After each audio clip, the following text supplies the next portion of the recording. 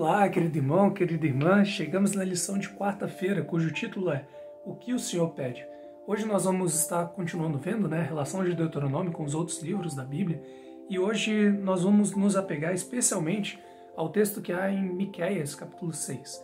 Nós temos ali um texto bem relevante que representa muito bem essa ideia que nós já comentamos ao longo dessa semana.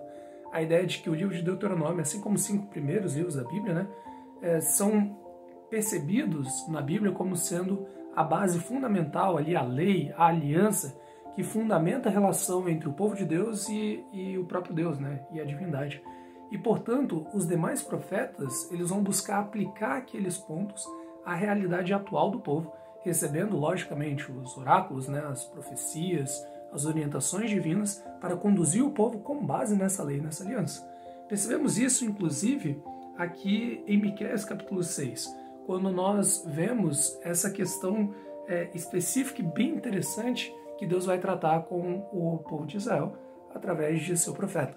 Eu gostaria de ler com vocês, ali em Miqueias capítulo 6, se puder pegar sua Bíblia ou apenas ouvir, alguns pontos bem relevantes. O primeiro deles está ali no capítulo 6, verso 1, onde Deus ele chama a atenção do povo para um diálogo que ele vai ter, mas não é um diálogo simples ou informal. Trata-se aqui de uma manifestação jurídica, legal, que Deus ele está movendo contra o seu povo. Lembre-se que a aliança é um pacto estabelecido entre duas partes e que tem ali estipulações muito claras, tem testemunhas que estiveram presentes ali enquanto essas estipulações foram mencionadas, e tem também tanto as bênçãos quanto as maldições que incorreriam sobre aquele que rompesse essa aliança. Então, em um momento de rompimento aqui por parte do povo de Israel, Deus ele chama a atenção do povo, movendo uma ação legal, uma questão jurídica aqui para cima de Israel. Tanto é que, olha, no verso 1, ouvi agora o que diz o Senhor, levanta-te e defende a tua causa perante os montes, e ouçam os outeiros a tua voz. Ouvi, montes, a controvérsia do Senhor, e vós, duráveis fundamentos da terra, porque o Senhor em controvérsia com o seu povo e com Israel entrará em juízo. Isso é bem interessante, porque ele chama a atenção dos montes agora, essas figuras inanimadas, mas totalmente firmes com o passar do tempo, que não se deterioram ou não falecem com o passar do tempo, e exatamente elementos que são evocados ali quando Deus entra em aliança com o povo, lá no Pentateuco e em Deuteronômio. Deus ele chama a atenção das montanhas, toma como testemunha do povo, era algo muito comum das alianças da época, tomar como testemunha não elementos mortais ou passageiros, efêmeros, como o próprio ser humano, mas sim elementos que não vão se deteriorar mesmo com o passar dos séculos, como no caso dos montes.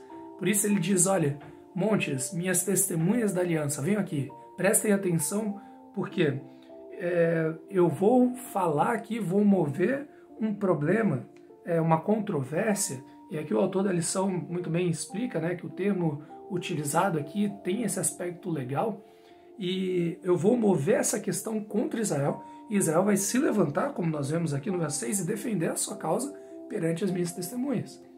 Então Deus ele vai chamar a atenção do povo, relembrando na história o que ele fez pelo povo de Israel, ao libertá-los do Egito, ao enviar Moisés, Arão e Miriam, ao fazê-los sobreviver e vencer ali perante Balaque, perante Balaão, ali de Sitim até Gilgal. Ele vai falar tudo isso para poder mostrar o seguinte, olha, você ainda assim está desprezando a minha aliança, está desprezando tudo aquilo que eu ensinei lá atrás, que eu estipulei, que você aceitou, nós selamos um pacto. E esse é um ponto interessante, talvez o ponto principal para a gente refletir hoje é o seguinte, Israel não estava descumprindo a aliança em questões concretas e óbvias da vivência religiosa. Então Israel continuava, por exemplo, se olhar o verso 6, apresentando holocaustos, levando bezerros, levando animais até Deus, mas ainda assim estava descumprindo a aliança porque a essência, o espírito da lei, o que de fato a aliança estipulava, Israel não estava vivendo. Esses elementos de relacionamento, de questão interna, não estavam sendo vivenciados por Israel. mesmo que os aspectos religiosos concretos e externos estivessem presentes.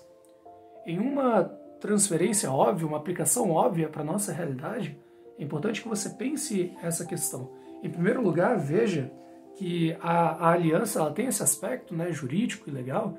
Então, quando você, por exemplo, entra em aliança com Deus, e talvez o maior símbolo hoje seja ali o batismo e a Santa Ceia, símbolos da nossa aliança com a divindade, você está ali estabelecendo com Deus uma relação que é norteada pela lei de Deus, pela Bíblia, uma relação em que você se compromete a observar a vontade dele e ele se compromete a estar ao seu lado, oferecendo ali bênçãos e maldições que vão se aplicar ou não à sua vida, a depender da sua forma de se relacionar com a aliança.